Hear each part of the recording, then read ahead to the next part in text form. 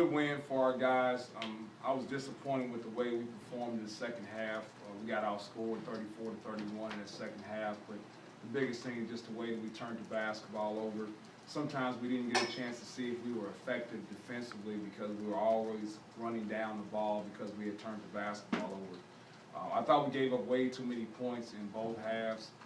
I told the team beforehand that this is a team that really plays fast-paced, and you got to make sure the way they play offensively and defensively doesn't speed you up and to make bad decisions. And that's not just turning the basketball over, but shooting too quickly. We wanted to get a lot of things at the rim, and I think there was a lot of opportunities there at the rim. So it's not just our inexperienced guys, it's our experienced guys too. In order for us to grow as a basketball team, we can't play against Mississippi Valley State. We have to play against ourselves and get better every single game.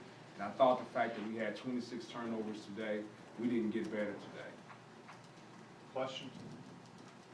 The way he started out, is that the kind of aggressiveness you want to see from Travis Daniels?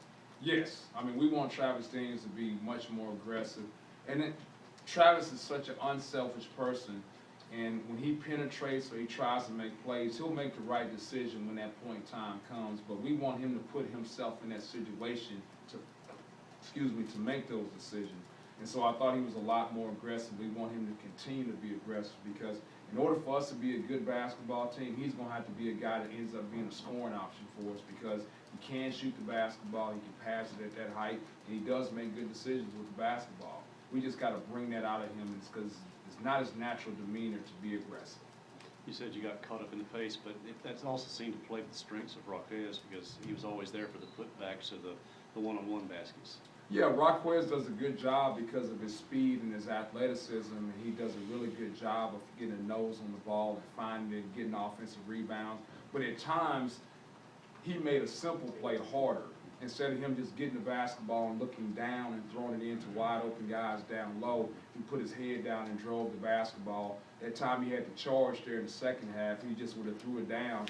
It was either Gavin or Falou was wide open at the rim. So he's got to just have a little bit more composure on him. But that's what you like about Roquez is the fact that he's not afraid at any point in time, and he is aggressive. I think 3 out of the 4 freshmen played at least 16 minutes. How would you evaluate that kind of their play?